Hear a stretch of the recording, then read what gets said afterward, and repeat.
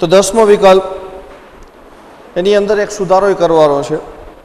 एक पातळा काचना lens any जग्याए एक पातळा काचना समतल बहिर्गोળ लेंस लेंसनी अंदर एनो प्रकार नहीं आप्यो कि बहिर्गोળ लेंस अंतर्गोળ लेंस बराबर। तो एमां प्रकार एक आपवानो छे कि एक पातळा काचना समतल बहिर्गोળ लेंस ए उमेरी नाखवानो है।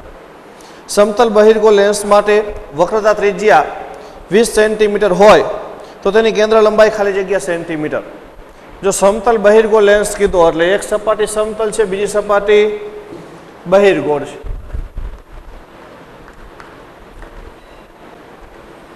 आवा लेंसनी बात करी समतल बहिर्गोળ लेंस एटले एक सपाटीनी वक्रता त्रिज्या r1 बराबर इन्फिनिटी बीजी सपाटीनी वक्रता त्रिज्या r2 बराबर तमने कंईक आपीश कि वक्रता त्रिज्या छे 20 सेंटीमीटर तो 20 सेंटीमीटर प्लस माइनस पछी नक्की करवानुं। जो आपणे समतल बहिर्गोળ लेंस दોર્યો એટલે આ સપાટી ઇન્ફિનિટી એટલે પ્લસ માઇનસ આવે નહીં। આ સપાટી અંદરની બાજુ વક્ર છે એટલે આ બાજુ ત્રિજ્યા એની મળશે એટલે માઇનસ એટલે આ ત્રિજ્યા થાય માઇનસ। પછી લેન્સના દ્રવ્યનો વક્રીભવનાંક n 1.5 છે અને તેને હવામાં રાખવામાં આવેલ છે। લેન્સના દ્રવ્યનો વક્રીભવનાંક તમને આપ્યો n 1.5 એની તમારે કેન્દ્ર લંબાઈ શોધવાની છે। Lens maker formula 1/f काउंसमां n-1 काउंसमां 1/r1 minus 1/r2 किंमत 1/f शोधवाना छे। n बराबर 1.5 ओछा 1 r1 1/∞ minus r2 minus minus plus 1/20 1/f 1.5 ओछा 1 એટલે 0.5 0.5 ને હું 1/2 લખી દઉં ગુણ્યા 1/∞ એટલે 0 તો કૌંસમાં વધ્યા 1/20 20 ગુણ્યા 2 1/40 વ્યસ્ત કરી નાખો એટલે કેન્દ્ર લંબાઈ મળશે તમને 40 સેન્ટીમીટર। આપેલ સમતલ બહિર્ગોળ લેન્સની કેન્દ્ર લંબાઈ 40 સેન્ટીમીટર મળશે। જે તમારો જવાબ છે બી। એના પછીનો વિકલ્પ 11મો આકૃતિમાં દર્શાવ્યા પ્રમાણે એની અંદર આકૃતિ આપેલી છે। સમતલ કાટકોણ ત્રિકોણ આકૃતિમાં દર્શાવ્યા પ્રમાણે કાટકોણ પ્રિઝમ માટે કિરણ 1 એ આપાત કિરણ છે જ્યારે કિરણ 2 નિર્ગમન કિરણ છે। તો પ્રિઝમના દ્રવ્યનો વક્રીભવનાંક खाली जग्या थशे। हालो तमने आकृति जे आपी छे पेला आकृति दर्शावी दऊं।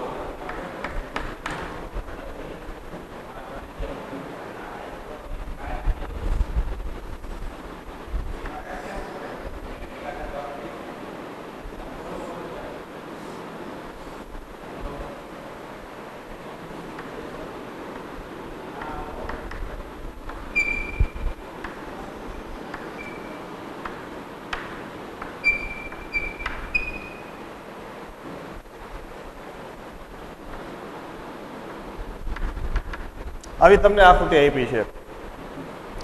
આની અંદર કિરણ 1 એ આપાત કિરણ છે। આ પ્રકાશનું કિરણ જો કે દર્શાવ્યું જ છે આપાત પ્રકાશની દિશા આપાત કિરણ। જો આપાત કિરણ સપાટીને લંબ રૂપે આપાત થાય છે આ પ્રિઝમનું માધ્યમ છે આ ત્રિકોણ પણ આ સપાટી છે લંબ રૂપે આપાત થાય એટલે વિચલન થાય નહીં। વિચલન થયા વગર આ સપાટી ઉપર આપાત થાય।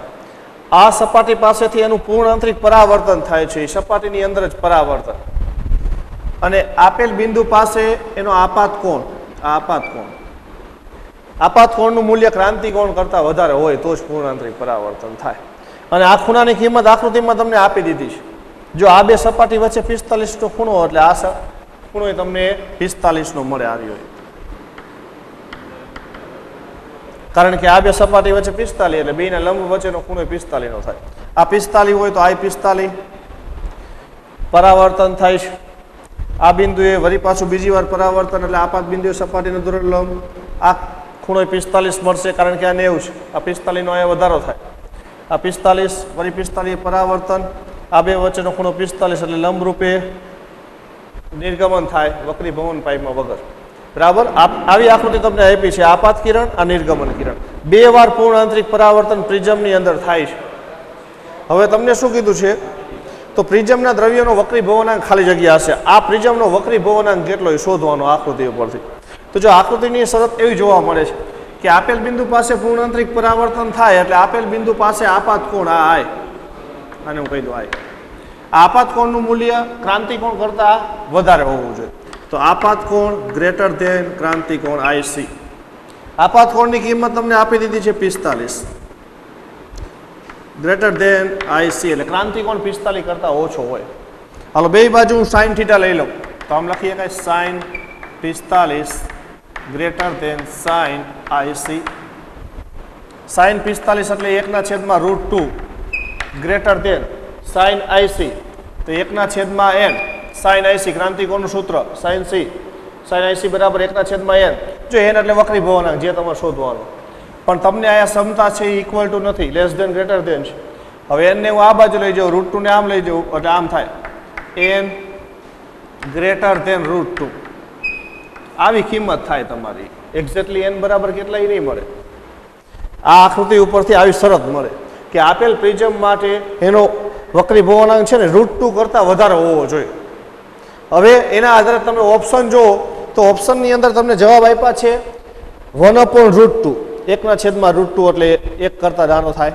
√2 એટલે 1.41 એટલે 1/√2 શક્ય નથી. પછી બીજો જવાબ છે B √3/2. √3/2 ની કિંમત 1 કરતાં નાની થાય એટલે એ શક્ય નથી, 1 કરતાં મોટી કિંમત હોવી જોઈએ. પછી ત્રીજો જવાબ છે 2/√3. જો 2/√3 એટલે 2/1.73 એટલે એ જવાબ છે એ તમારો 1 કરતાં મોટો હોઈ શકે. અને ત્રીજો જવાબ છે √2. તો આની અંદર બે ઓપ્શન તો તમારે 1 કરતાં ઓછા છે એટલે એના માટે આ શરતનું તો પાલન થાય જ નહીં. પણ ત્રીજો ઓપ્શન છે અને ચોથો ઓપ્શન એ બે 1 કરતાં મોટી સંખ્યા છે. તો એમાંથી જે મોટી સંખ્યા હોય ને એ તમારે લેવાનું થાય, કારણ કે જો જવાબ તમારે એવો √2 કરતાં વધારે તો એમાંથી આપણે જેમાં નજીકનો જવાબ મળે એ આપણે લેવો પડે. તો નજીકનો જવાબ તમે જુઓ તો 2/√3 ની કિંમત એની આપણે ગણતરી કરી તો 2/√3 એટલે કિંમત મળશે 1.15. જોઈજો 2/√3 ની કિંમત 1.15 મળશે અને √2 ની કિંમત 1.41. તો √2 ની કિંમત એના કરતાં વધારે થાય એટલે બધામાં 4 ઓપ્શનમાંથી સૌથી મોટો જવાબ √2 છે. જોઈજો જવાબ કેટલો આવે એ આપણને નથી ખબર, આપણી પાસે કન્ડિશન છે કે વક્રીભવનાંક √2 કરતાં વધારે હોવો જોઈએ. તો સૌથી નજીકનો જવાબ તમારો √2 ગણાય એટલા માટે આપણે જવાબ છે એ √2 ગણશું. પ્રિઝમનો વક્રીભવનાંક √2 હોઈ શકે, √2 નથી, વાસ્તવમાં નથી. વાસ્તવમાં એનો જવાબ √2 કરતાં વધારે આવે, પણ √2 કરતાં વધારે એક જવાબ છે નહીં. એટલે વધારેમાં વધારે જવાબ √2 છે એટલે એ નજીકનો જવાબ આપણે લઈ લીધો એટલે એ જવાબ તમને મળશે. કારણ કે આ આકૃતિ છે પૂર્ણ આંતરિક પરાવર્તનની છે. આની અંદર તમને આ ક્રાંતિકોણ કરતાં વધારે ખૂણો ખબર છે આકૃતિમાં. આ ખૂણો ક્રાંતિકોણ જેટલો હોય ને તો તમારો એક્ઝેક્ટ જવાબ મળે, પણ આપણે ક્રાંતિકોણ ખબર નથી એટલા માટે આપણે આ અસમતા સ્થિતિ ઉપરથી પૂર્ણ આંતરિક પરાવર્તનની સ્થિતિ ઉપરથી ગણતરી કરી એટલે એક્ઝેક્ટ જવાબ આપણને મળશે નહીં. એટલે આની અંદર જવાબ છે D √2 જે નજીકનો જવાબ. હવે એના પછી 12મો વિકલ્પ 1.5 વક્રીભવનાંક ધરાવતા સમબાજુ પ્રિઝમની બાજુ પર લંબરૂપે એક પ્રકાશ કિરણ આપાત થાય છે. હાલો સમબાજુ પ્રિઝમ એનો વક્રીભવનાંક 1.5 એની સપાટી ઉપર લંબરૂપે પ્રકાશનું કિરણ આપાત થાય છે તો વિચલન કોણ ખાલી જગ્યા થશે. આકૃતિ પહેલા હું દર્શાવું જે તમને કીધું છે એવી કે આ સમબાજુ પ્રિઝમ દાખલા તરીકે. હાલો આ સમબાજુ પ્રિઝમનો વક્રીભવનાંક તમને આપ્યો 1.5.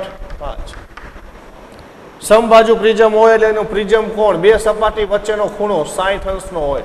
પ્રિઝમ કોણ 60 અંશ. એની સપાટી ઉપર લંબરૂપે પ્રકાશનું કિરણ આપાત થાય છે એટલે અહીંથી હું લંબરૂપે એક પ્રકાશનું કિરણ આપાત કરું. હવે આના માટે તમારે શું શોધવાનું હોય? વિચલન કોણ. ચાલો ડેલ્ટાની કિંમત શોધવાની છે. જો લંબરૂપે પ્રકાશનું કિરણ આપાત થતું હોય તો આપાત કોણ 0 હોય. આપાત કોણ 0 એટલે અહીંયાથી વિચલન થાય નહીં, સીધે સીધું આ ગતિ કરે અને આ સપાટી પાસેથી હવે વિચલન થાય, કારણ કે એ બિંદુ પાસે આપાત કોણ 0 નથી. જો આ બે સપાટી વચ્ચેનો ખૂણો 60 છે, બરાબર, આ બે સપાટી વચ્ચેનો ખૂણો 60 છે, એટલે આ બેના લંબ વચ્ચેનો ખૂણો 60 હોય એટલે આ ખૂણો 60 અંશ થાય. હવે પ્રકાશનું કિરણ છે ને એ પ્રિઝમમાંથી, કાચમાંથી હવામાં આવે છે અને કાચ માટે ક્રાંતિ કોણ 42 અંશ છે.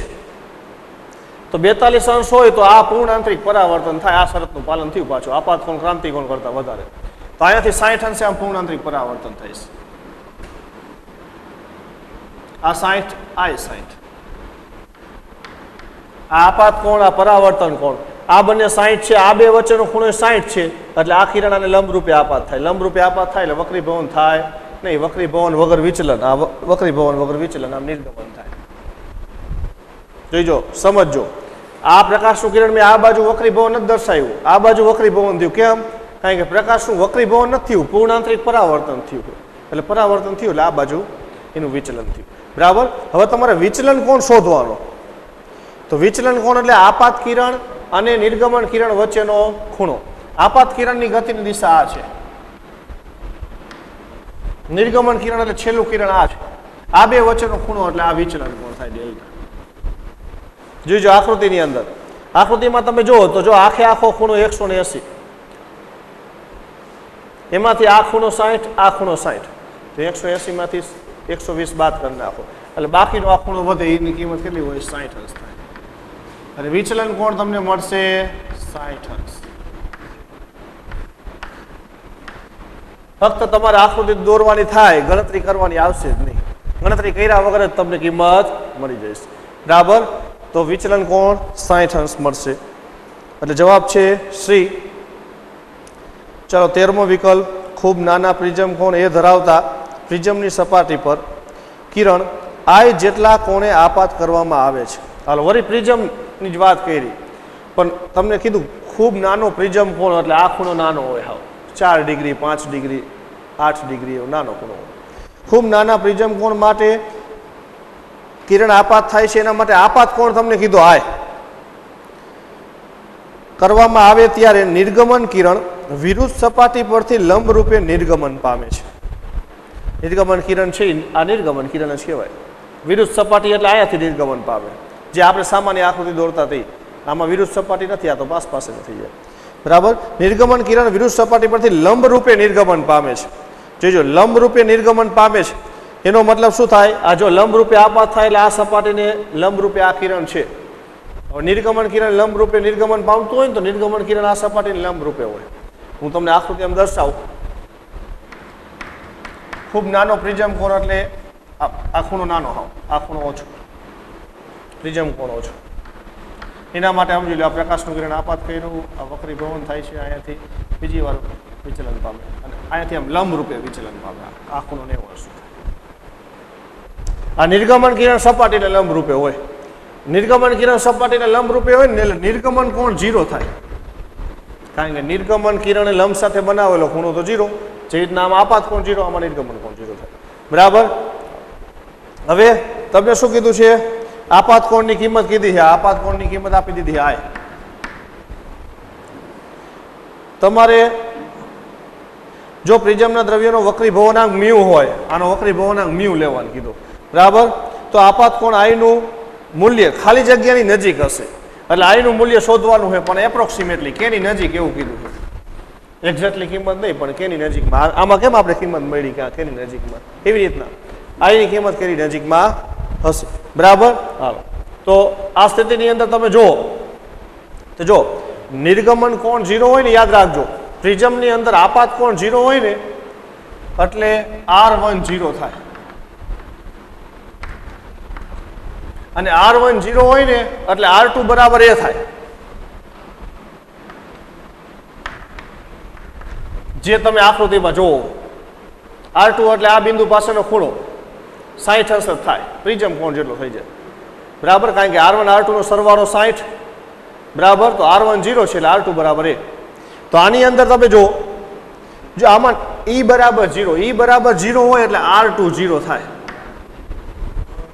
કારણ કે તમે સ્નેલનો નિયમ લ્યો તો n1 sin e n2 sin r2 n1 sin e બરાબર 0.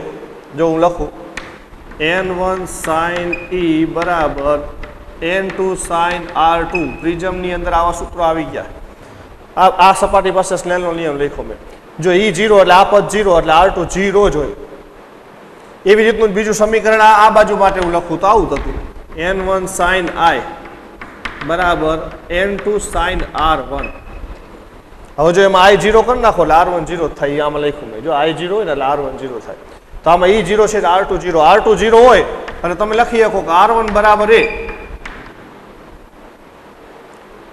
r1 ની કિંમત પ્રિઝમ કોણ જેટલી થાય એ કિંમત આપી નથી. તમારે આપાત કોણની કિંમત શોધવાનું તો આ સૂત્ર લેવાનું. હાલો n1 sin i n2 sin r1 આ આપાત કોણની કિંમત શોધવાની. n1 એટલે પાતળું માધ્યમ n1 બરાબર 1, n2 એટલે પ્રિઝમનું માધ્યમ એનો વક્રી ભવનાંક મ્યુ કીધો છે. હાલો 1 sin i બરાબર n2 એટલે મ્યુ sin r1 બરાબર કિંમત a. આપાત કોણ શોધવાનો છે. હવે તમને શરત એવી કીધી નાનો પ્રિઝમ કોણ. આ પ્રિઝમ કોણ નાનો હોય એટલે આ એ કિંમત ઓછી છે. એની કિંમત ઓછી હોય ખૂણો નાનો હોય તો sin θ બરાબર θ આપણે લઈએ છીએ બરાબર. તો આની અંદર sin θ બરાબર θ લઈ લે તો sin i બરાબર મ્યુ sin a બરાબર a. તે એપ્રોક્સિમેટલી કિંમત આવી લખી શકાય. તો આપાત કોણની નજીકની કિંમત આવી લખી શકાય કારણ કે આ કિંમત તો એક આપી નથી. તમને એવું કીધું આપાત કોણની નજીકનું મૂલ્ય આપાત કોણની કિંમત આવી થઈ મ્યુ ઇન્ટુ a જેટલી બરાબર. એટલે તમારો જવાબ છે D mu into a. Mu એટલે વક્રી ભવનાંક, a એટલે પ્રિઝમ કોણ. ચલો આગળ 14મો વિકલ્પ.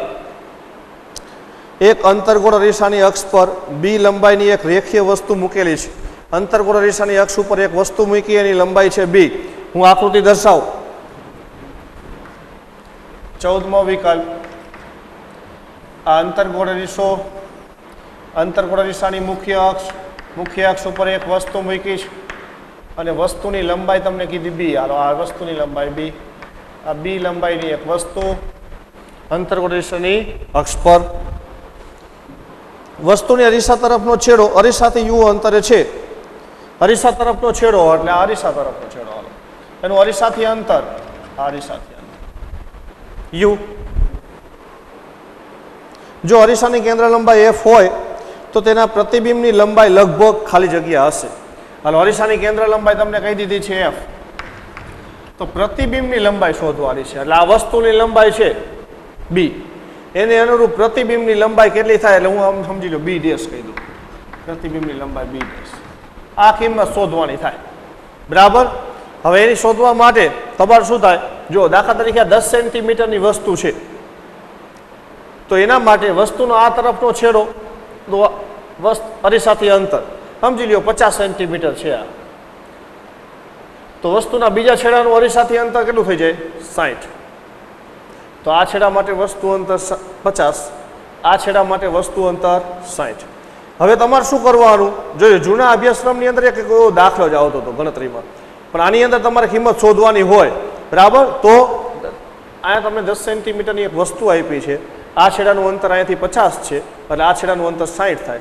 હવે તમને એમ કીધું પ્રતિબિંબની લંબાઈ શોધો. જે આ પૂછ્યું છે આની અંદર આમાં તમને અંતર આપ્યું નથી, એવું બી કીધું છે બરાબર. તો તમારે ત્યારે શું કરવાનું. પહેલાં આ છેડા માટે 50 સેન્ટીમીટર વસ્તુ અંતર છે એના માટે પ્રતિબિંબ અંતર શોધી નાખો જે આવે. પછી આ 60 સેન્ટીમીટર વસ્તુ અંતર છે એના માટે બીજું પ્રતિબિંબ અંતર શોધો અને એ બે પ્રતિબિંબ અંતરની બાદબાકી કરી નાખો ને એટલે આ પ્રતિબિંબની લંબાઈ મળે. બે વસ્તુ અંતર તો થયા એક 50 અને 60. એ બેની બાદબાકી એટલે 10 એટલે 10 સેન્ટીમીટર વસ્તુની લંબાઈ. એના માટે બે પ્રતિબિંબ અંતરે આવે ગાઉસના સમીકરણમાં કિંમત મૂકો એટલે એ બેની બાદબાકી કરો ને એટલે તમને પ્રતિબિંબની લંબાઈ મળે. તો એના માટે હું શું કરું તો જો તમે આ બિંદુએ વસ્તુ અંતર આટલું છે, આ બિંદુએ વસ્તુ અંતર આટલું વધશે તો હું આ બિંદુએથી તમે આ બિંદુએ આવો તો વસ્તુ અંતરમાં ફેરફાર એટલે આને હું કહી દઉં du. b એટલે વસ્તુની લંબાઈ એટલે વસ્તુ અંતરમાં ફેરફાર 10 સેન્ટીમીટર. એને અનુરૂપ તમારે પ્રતિબિંબ અંતર શોધવાનું એટલે પ્રતિબિંબ અંતરનો ફેરફાર લઈ લેવાનો. આપણને કિંમત નથી આપી એટલે આપણે ફેરફાર લેવાનો અને ફેરફાર એટલે વિકલનનો ઉપયોગ કરવો પડશે. કારણ કે વિકલન એટલે ફેરફાર જ છે. વાયની સાપેક્ષ એક્સનું વિકલન, એક્સની સાપેક્ષ ટીનું વિકલન બરાબર, અથવા તો ટીની સાપેક્ષ એક્સનું વિકલન. અત્યારે તમે વિકલનની અમને વાત કરતા હતા, તો આની અંદર વિકલનનો ઉપયોગ કરવો પડશે. બાયોલોજી વાળા હોય એને માટે ખાસ થોડુંક જોવું પડશે. મેથ્સ વાળાને તો તોય સમજાઈ જાય. તો 1/v નું વિકલન લખ્યું મેં -1/20². હવે આપણે v નું વિકલન કોઈની સાપેક્ષ નથી કરતા, એટલે હું આ લખીશ dv. જો આપણે સમયની સાપેક્ષ કરી તો શું લખી? dv/dt બરાબર. એટલે મેં ખાલી 1/v નું એટલે ઘાતનું વિકલન લખ્યું, અને v નું કોઈની સાપેક્ષ વિકલન નથી, પોતાની સાપેક્ષ જ છે, એટલે મેં લખ્યું dv. એવી રીતના જ 1/u નું વિકલન, તો આ માઇનસના આ પ્લસ છે ને માઇનસ થઈ જશે -1/u², અને યુની સાપેક્ષ વિકલન du. હાલો 1/f, f એટલે કેન્દ્ર લંબાઈ. તમે વસ્તુ અંતર બદલો તો અરીસાની કેન્દ્ર લંબાઈ બદલાય નહીં, તો અરીસાની કેન્દ્ર લંબાઈ તો અચળ જ રહે. વસ્તુ અંતર બદલો તો પ્રતિબિંબ અંતર બદલાય, કેન્દ્ર લંબાઈ બદલાય નહીં. તો કેન્દ્ર લંબાઈ નહીં બદલાય તો એ અચળ પદનું વિકલન થાય નહીં, એનું વિકલન શું આવશે? 0. જોઈજો ફરીથી, 1/v નું વિકલન -1/v², v નું કોઈની સાપેક્ષ નહીં, પોતાની સાપેક્ષ વિકલન dv. 1/u નું વિકલન -1/u², એનું એની સાપેક્ષ du, અને 1/f, f નું વિકલન આવે નહીં, એટલે એનું વિકલન 0. હવે જો તમારે કિંમત શોધવાની છે dv, પ્રતિબિંબ અંતરનો ફેરફાર એટલે પ્રતિબિંબની લંબાઈ બરાબર. વસ્તુ અંતરનો ફેરફાર એટલે વસ્તુની લંબાઈ આપી છે, એટલે આપણે આને સૂત્રનો કરતા બનાવો. તો આ પદને હું આમ જવા દઉં તો શું થઈ જાય? -dv/v² બરાબર. આ બાજુ જાવ પ્લસ, તો du/u². હાલો dv ને સૂત્રનો કરતા એટલે આને આમ જવા દો, માઇનસ ને આમ જવા દે, તો શું લખીએ? કાંઈ dv બરાબર -v²/u², v આમ જવા દીધા, ગુણ્યા du. તો તમારી પ્રતિબિંબ અંતર આટલું મળે. આ તમારો જવાબ થઈ જાય. આ વસ્તુ અંતર હોય ને આ પ્રતિબિંબ અંતર હોય ને, તો પ્રતિબિંબની લંબાઈ છે આટલી થાય. હવે જો વસ્તુની લંબાઈ તમને આપી છે b, કિંમત મૂકી દો, આમ લખીએ કઈ dv બરાબર -v²/u² ગુણ્યા b.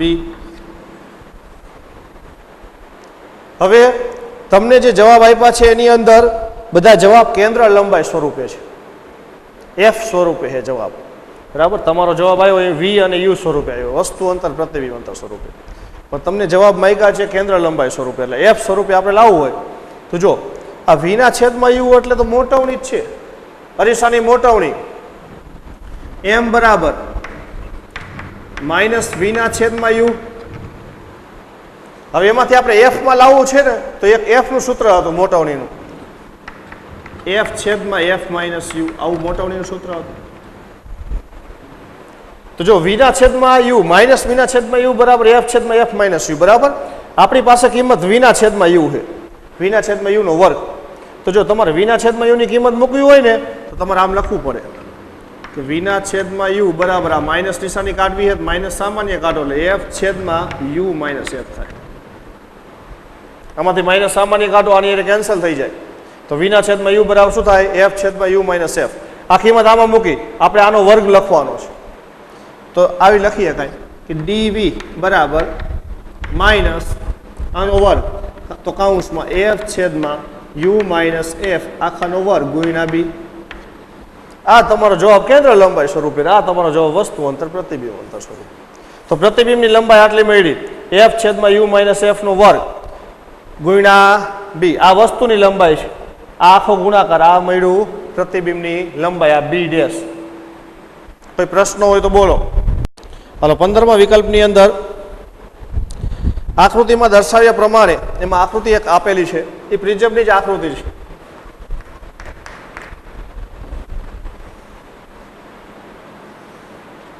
તમને એક આવી આકૃતિ આપી છે.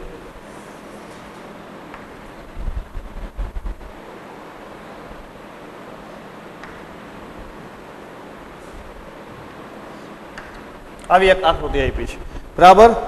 આકૃતિમાં દર્શાવ્યા પ્રમાણે 4 અંશનો પ્રિઝમ કોણ ધરાવતા કાટકોણ પ્રિઝમ પર સમક્ષિતિજ કિરણ આપાત થાય છે. આનો પ્રિઝમ કોણ તમને આપ્યો છે 4 અંશ, 4 અંશનો પ્રિઝમ કોણ ધરાવતા પ્રિઝમ પર સમક્ષિતિજ કિરણ, આ સપાટીને સમાંતર સપાટીને સમાંતર સમક્ષ સદિશ કિરણ આપાત થાય છે. જો પ્રિઝમના માધ્યમનો વક્રીભવનાંક 1.5 હોય, આનો વક્રીભવનાંક, પ્રિઝમનો વક્રીભવનાંક 1.5, પ્રિઝમ કોણ એ બરાબર 4 અંશ, તો નિર્ગમન કોણ ખાલી જગ્યા થશે. નિર્ગમન કોણ એટલે ઈ ની કિંમત શોધવાની કીધી. આ નિર્ગમન કિરણ, એને લંબ સાથે બનાવેલો ખૂણો આપાત બિંદુ સપાટીને લંબદો જ નાખો, આ નિર્ગમન કોણ થાય. આ કિંમત શોધવાની છે.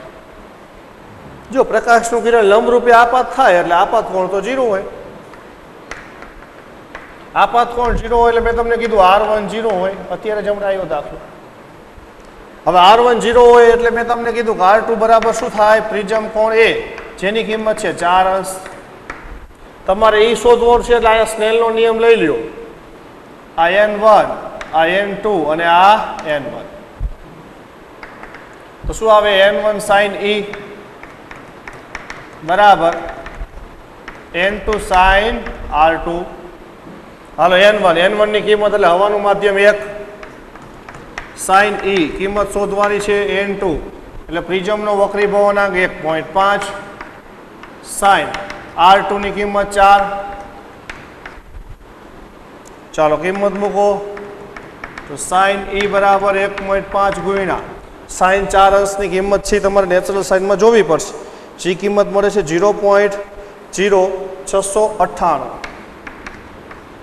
હાલો આ બેનો ગુણાકાર તો E બરાબર sin ઇન્વર્સ, આ બેનો ગુણાકાર, જે ગુણાકાર મળે 0.1043. હાલો આની કિંમત નેચરલ સાઇનમાં જોઈ લ્યો એટલે આ કિંમત મળશે 6 અંશ, 6 ડિગ્રી.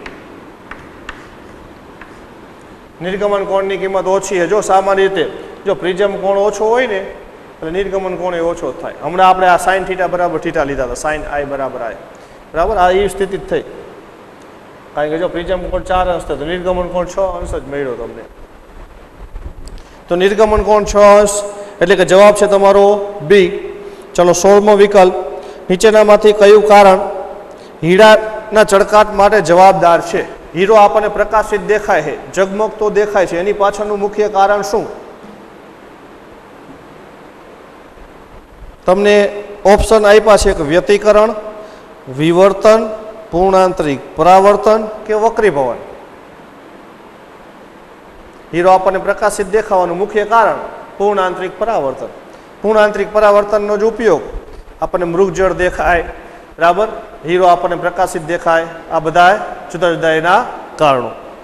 એની અંદર જવાબ આવશે C, પૂર્ણાંતરિક પરાવર્તન. ચાલો એના પછી 17મો વિકલ્પ, બહિર્ગોળ લેન્સની બંને બાજુની વક્રતા ત્રિજ્યા 15 સેન્ટીમીટર એટલે બે બાજુની ત્રિજ્યા સરખી, અને માધ્યમનો વક્રીભવનાંક 1.5 હોય તો લેન્સની હવાની સાપેક્ષ કેન્દ્ર લંબાઈ ખાલી જગ્યા સેન્ટીમીટર. ચલો બહિર્ગોળ લેન્સ બે બાજુની વક્રતા ત્રિજ્યા સરખી કેટલી તો 15 સેન્ટીમીટર બરાબર. હાલો કિંમત મૂકું છું. 17મો વિકલ્પ, 16મા વિકલ્પમાં કોઈ ગણતરી હતી નહીં, તો તમને આવી કિંમત આપી R1 બરાબર R2 બરાબર 15 સેન્ટીમીટર બે બાજુની ત્રિજ્યા. પણ આ મૂલ્ય છે, એક પ્લસ આવશે એક માઇનસ આવશે બરાબર. હાલો પછી માધ્યમનો વક્રીભવનાંક 1.5 એટલે લેન્સનો વક્રીભવનાંક તમને આપ્યો છે n બરાબર 1.5. ચાલો આગળ, લેન્સની હવાની સાપેક્ષ કેન્દ્ર લંબાઈ, લેન્સની કેન્દ્ર લંબાઈ શોધવાની છે હવામાં, હવાની સાપેક્ષ એટલે હવાના માધ્યમમાં કેન્દ્ર લંબાઈ. લેન્સ મેકર ફોર્મ્યુલા, જો આ બે કિંમત છે આટલી તો પ્લસ માઇનસ લઈ તો R1 બરાબર પહેલી ત્રિજ્યા પ્લસ થાય અને બીજી ત્રિજ્યા માઇનસ થાય. બહિર્ગોળ લેન્સ પહેલી ત્રિજ્યા પ્લસ થાય, બીજી માઇનસ થાય. લેન્સ મેકર ફોર્મ્યુલા 1/f બરાબર હવા માટે n-1 કૌંસમાં 1/R1 - 1/R2. હાલો કિંમત મૂકો, કેન્દ્ર લંબાઈ શોધવાની છે. 1/f બરાબર હાલો n ની કિંમત કેટલી વક્રીભવનાંક આપ્યો 1.5, તો 1.5 ઓછા 1 કૌંસમાં R1 બરાબર 15 માઇનસ R2 બરાબર -15. હાલો તો 1/f બરાબર 1.5 ઓછા 1 એટલે 0.5 ગુણ્યા કૌંસમાં 1/15 ઓછા ઓછા વત્તા 1/15 શું લખશું 1/f બરાબર 0.5 એટલે 1/2 ગુણ્યા 1/15 1/15 એટલે 2/15 2 કેન્સલ 1/15 વધ્યા એનો વ્યસ્ત કરી નાખો શું લખાય f બરાબર 15 સેન્ટીમીટર. એટલે જો એક તમારે યાદ રાખી લેવાનું. હવે આની ત્રિજ્યા 15 હતી, કેન્દ્ર લંબાઈ 15 આવી. જ્યારે કોઈ પણ બહિર્ગોળ લેન્સ હોય એની બે બાજુની ત્રિજ્યા સરખી હોય અને એનો વક્રી ભવનાંક 1.5 હોય ને તો એની કેન્દ્ર લંબાઈ ત્રિજ્યા જેટલી થાય. બે બાજુની ત્રિજ્યા સરખી, કેન્દ્ર લંબાઈ અને ત્રિજ્યા વચ્ચેનો સંબંધ બે બાજુની ત્રિજ્યા સરખી હોય, વક્રી ભવનાંક 1.5 હોય તો ત્રિજ્યા અને કેન્દ્ર લંબાઈ એક સરખી મળે. ત્રિજ્યા 15, કેન્દ્ર લંબાઈ 15 બહિર્ગોળ લેન્સ માટે. બરાબર. હાલો તો તમારો જવાબ છે 15 સેન્ટીમીટર એટલે બી. હાલો 18મો વિકલ્પ. એક બહિર્ગોળ અરીસા વડે મળતું વસ્તુનું પ્રતિબિંબ વસ્તુ કરતાં n ગણું નાનું છે. એ યાદ રાખજો. અહીંયા ધ્યાન રાખવાનું, તમારે અંડરલાઈન કરવાનું. એક બહિર્ગોળ અરીસા વડે મળતું વસ્તુનું પ્રતિબિંબ વસ્તુ કરતાં n ગણું નાનું છે. એટલે પ્રતિબિંબ નાનું છે. કેટલા ગણું? તો n ગણું નાનું છે. બરાબર. તો એના ઉપરથી તમે આમ લખી શકો પ્રતિબિંબની ઊંચાઈ h ડેશ વસ્તુ કરતાં નાનું, તો વસ્તુની ઊંચાઈ આપણે h કહી છીએ એના કરતાં n ગણું નાનું, તો આમ લખી શકાય h/n. 5 ગણું નાનું હોય તો h/5, n ગણું નાનું h/n. આવી શરત આપી. પછી જો આ અરીસાની કેન્દ્ર લંબાઈ f હોય, હાલો કેન્દ્ર લંબાઈ f કીધી નથી કઈ, તો વસ્તુ અંતર ખાલી જગ્યા હશે એટલે વસ્તુ અંતરનું સૂત્ર લાવવાનું છે. કિંમત તો આપી નથી એટલે સૂત્ર મળે. હાલો શું કીધું એ તમને? બહિર્ગોળ અરીસો એટલે અરીસા માટેનું સૂત્ર લેવાનું. તો અરીસા માટે મોટવણી m બરાબર -v/u બરાબર h/h લખાય. બરાબર. હવે જો આ મોટવણીની કિંમત તમને આપી જ છે કે -v/u બરાબર h/h. આ h ને આ બાજુ લઈ લ્યો તો 1/n થઈ જાય કે નહીં? આ h ને આમ લઈ લ્યો h/h બરાબર 1/n, મોટવણી 1/n. તો v અને u નો સંબંધ, અને આ u ને આમ જવા દઈએ તો -v બરાબર આ માઇનસ ને આમ લઈ લો -u/n. હવે તમારે શોધવાનું છે વસ્તુ અંતર. તો લેન્સ મેકર ફોર્મ્યુલા વસ્તુ અંતર શોધવું છે તમારી માટે. પ્રતિબિંબ અંતર આવ્યું. બરાબર. હવે યુની કિંમત તમારે શોધવાની. યુની કિંમત શોધવી હોય એટલે વળી ગાઉસનું સમીકરણ, અરીસા માટે ગાઉસનું સૂત્ર હાલો 1/v પ્લસ 1/u બરાબર 1/f. હાલો આની અંદર કિંમત મૂકો ત્યારે નિશાની મૂકવી પડશે. u બરાબર -u. વસ્તુ અંતર ઋણ હોય પછી પ્રતિબિંબ અંતર. તો જો પ્રતિબિંબ અંતરમાં તમારે u બરાબર -u મૂકો પ્લસ થઈ જાય અને u બરાબર -u લેતા તો શું થઈ જશે? હાલો 1/v બરાબર છે -u/n પ્લસ 1/, પેલા u એમને રાખવું 1/f. આ છે ને પછી હવે આ લખી. હવે કિંમત મૂકી u બરાબર માઇનસ. જો v ની કિંમત મૂકી -u/n બરાબર. હાલો આ છેદનો છેદ અંશમાં એટલે શું લખશું? -n/u પ્લસ 1/u બરાબર 1/n. ચાલો હવે u બરાબર -u બરાબર -u લેતા તો શું લખશું? તો અહીંયા માઇનસ લખો માઇનસ પ્લસ એટલે n/+u. અહીંયા માઇનસ લખશો તો પ્લસ માઇનસ એટલે 1/-u બરાબર 1/f. હાલો u ને સૂત્રનો કરતા બનાવવાનો છે.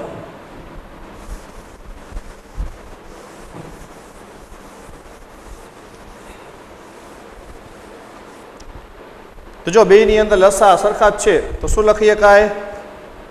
u સામાન્ય લસા તો n-1 બરાબર 1/f. હાલ u ના સૂત્રનો કરતા એટલે આને આમ જવા દો, આને આમ લઈ લ્યું તો u બરાબર n-1 ગુણ્યા f. એટલે તમારું વસ્તુ અંતર આટલું મળે. કેન્દ્ર લંબાઈ સ્વરૂપે આવું સૂત્ર થાય એમ વસ્તુ અંતરનું. હાલો તો આ સૂત્ર પ્રમાણે તમારો જવાબ છે સી n-1 ઇન્ટુ f. ચલો આગળ 19મો વિકલ્પ 4 મિલીમીટર જાડાઈના ચોસલામાંથી સૂર્યપ્રકાશને પસાર થતા લાગતો સમય ખાલી જગ્યા સેકન્ડ હશે. સૂર્યપ્રકાશને પસાર થવા માટેનો સમય તમને કીધો છે. એક ચોસલું છે, આ ચોસલાની જાડાઈ તમને આપી છે 4 મિલીમીટર. 4 મિલીમીટર જાડાઈના ચોસલામાંથી પ્રકાશને પસાર થવાનો સમય, હાલો તો ચોસલાની જાડાઈ પહેલા એને હું કહી દઉં ડી, 4 મિલીમીટર. 4 મિલીમીટર છે તો આમ લખી નાખી 4 × 10⁻³ મીટર, હાલો મીટરમાં. એમાંથી પસાર થવા માટે સૂર્યપ્રકાશને લાગતો સમય શોધવાનો છે. એમાંથી પસાર થવા માટે લાગતો સમય. ચોસલાના દ્રવ્યનો વક્રીભવનાંક 1.5. આ એક ચોસલું છે, એનો વક્રીભવનાંક 1.5, એની જાડાઈ ડી. આમાંથી સૂર્યપ્રકાશને પસાર થવા માટે લાગતો સમય શોધવાનો છે. હાલ સમય શોધવો હોય તો વેગ આપણી પાસે હોવો જોઈએ કે સૂર્યનો વેગ કેટલો, ક્યાં? ચોસલાની અંદર. ચોસલાની અંદર વેગ શોધવા માટે વક્રીભવનાંકનું સૂત્ર, વક્રીભવનાંક n = c/v લખી નાખો. n = c/v જોઈજો. ચોસલાના વક્રીભવનાંકનું સૂત્ર મેં લખ્યું, બરાબર. હાલો હવે તમારે શોધવાનું છે સમય. તો વેગનું સૂત્ર આવું છે કે ચોસલાની અંદર વેગ બરાબર અંતરના છેદમાં સમય. ચોસલાની અંદર કાપેલું અંતર એટલે એની જાડાઈ, સમય આપણે શોધવાનો છે. અહીંયા કિંમત મૂકી દે તો n = c/v એટલે d/t. તો છેદનો છેદ અંશમાં તો n = c × t/d. હાલો સમય શોધવો, એને સૂત્રનો કરતા બનાવો તો t બરાબર, અને આ બાજુ n × d/c મૂકો કિંમત. t બરાબર n એટલે વક્રીભવનાંક, ચોસલાનો વક્રીભવનાંક 1.5, d એટલે જાડાઈ 4 × 10⁻³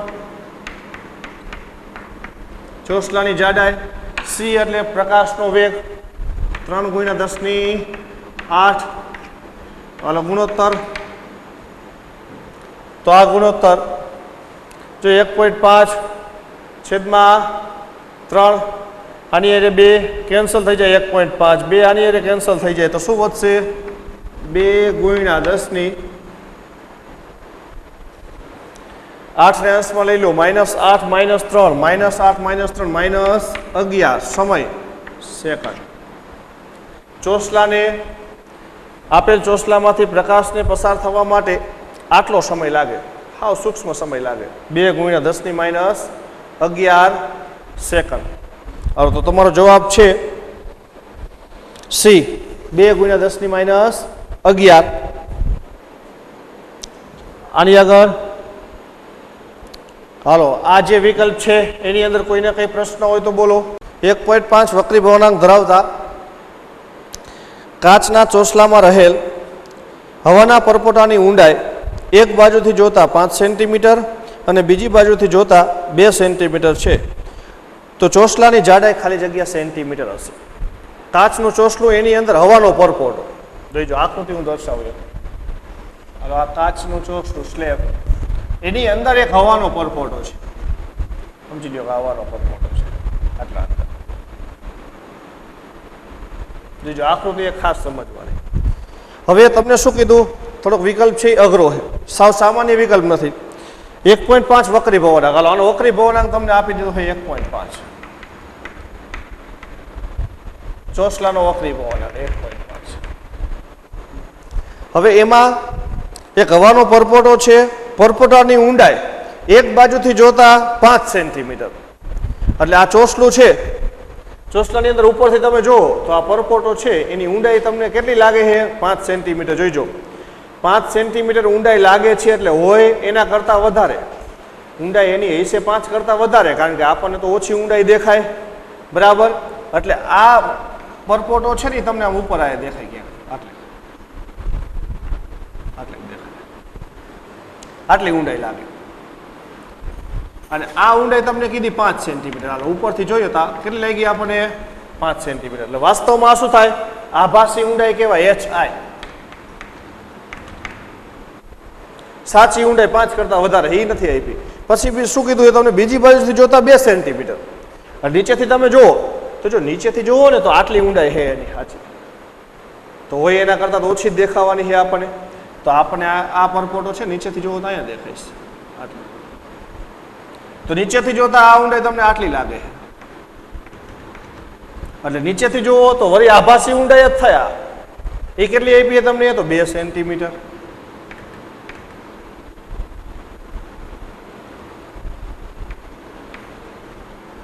બરાબર. વળી પાછું એચઆઈ, જો 2 એચઆઈ છે, ઉપરથી જુઓ તો આભાસી ઊંડાઈ આટલી, નીચેથી એટલે આને એન ડેશ કહી દો. હાલો, આ એચઆઈ, આ એચઆઈ ડેશ, 2 આભાસી જ છે.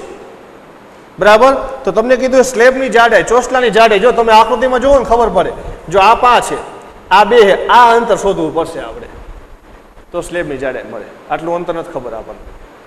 તો આ અંતર શોધવા માટે તમારે શું કરો? જો ઉપરથી આ તમારી આભાસી ઊંડાઈ છે, તો આ સાચી ઊંડાઈ થાય કે નહીં? આટલી, આટલી. તો સાચી ઊંડાઈ આટલી કહેવાય. ઉપરથી જુઓ એના માટે આ HO જોઈજો, સમજો.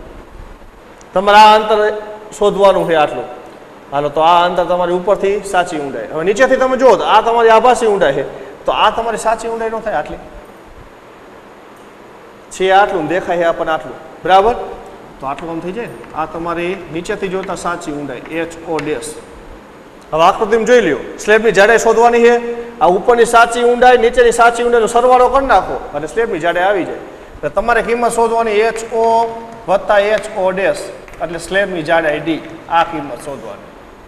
હાલો, આભાસી ઊંડાઈ સાચી ઊંડાઈનું સૂત્ર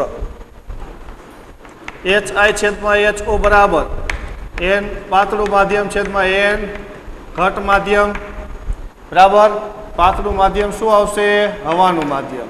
અને ઘટ માધ્યમ એટલે આનો વક્રી ભવનાંક જે હોય તે N બરાબર 1.5. હાલો, જો કિંમત મૂકવું પહેલા, HI છેદમાં HO બરાબર પાતળું એટલે 1, ઘટ એટલે 1.5. હાલો, આપણે કઈ કિંમત શોધવાની છે? HO. તેનું હું સૂત્રનો કરતા બનાવો, અને આમ જવા દો અને આમ લઈ લો. આમ લખીએ કે HO બરાબર HI ગુણ્યા 1.5. જો આવી રીતના HO ડેશ લખીએ કે HO ડેશ લખવું એટલે શું લખવાનું? આયા HI ડેશ. હાલો, પેલા આ કિંમત તો HO બરાબર HI કેટલા છે? ઉપરથી આભાસી ઊંડાઈ 5. હાલો, 5 ગુણ્યા 1.5. હાલો, 5 ગુણ્યા 1.5 15 5 75 એટલે 7.5 સેન્ટીમીટર થાય. ઉપરથી સાચી ઊંડાઈ. હવે નીચેથી તો હું ડાયરેક્ટ લખું HO ડેશ બરાબર HI ડેશ ગુણ્યા 1.5. હાલો, મૂકો કિંમત. તો HI ડેશની કિંમત નીચેથી આભાસી ઊંડાઈ છે 2 સેન્ટીમીટર ગુણ્યા 1.5, 15 દુ 30 અને 3.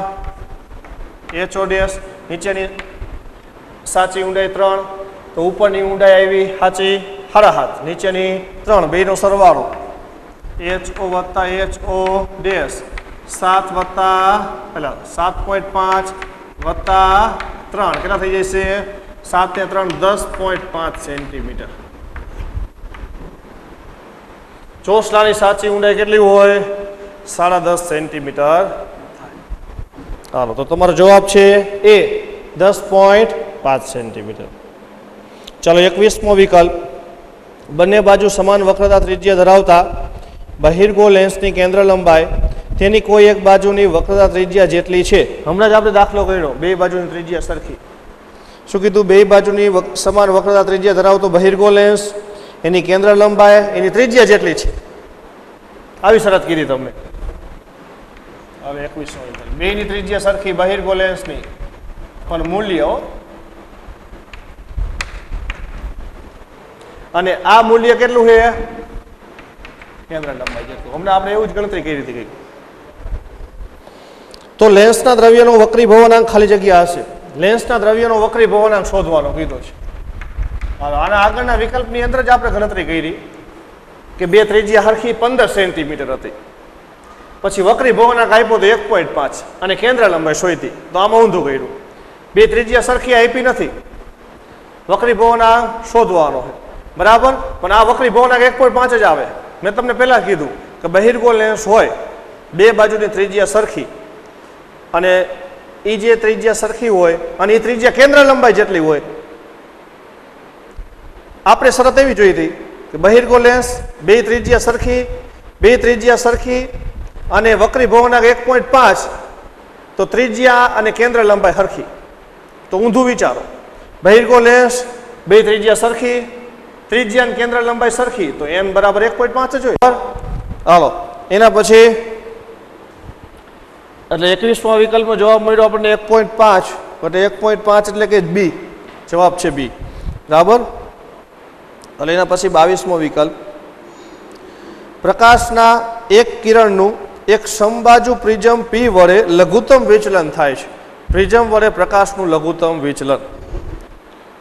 હવે આકૃતિમાં દર્શાવ્યા પ્રમાણે તેજ દ્રવ્યના અને તેજ પરિમાણના Q અને R પ્રિઝમો ગોઠવવામાં આવે છે તો પ્રકાશનું કિરણ હવે ખાલી જગ્યા અનુભવશે. તમને આકૃતિ એક આપી છે, એક પેલો પ્રિઝમ છે P, એના પરથી પ્રકાશનું લઘુત્તમ વિચલન. પછી બીજી એક આકૃતિ આપી છે, એની અંદર બે પ્રિઝમ ગોઠવેલા છે. હાલો પહેલા હું આકૃતિ એક દર્શાવું એટલે તમને અંદાજ આવે.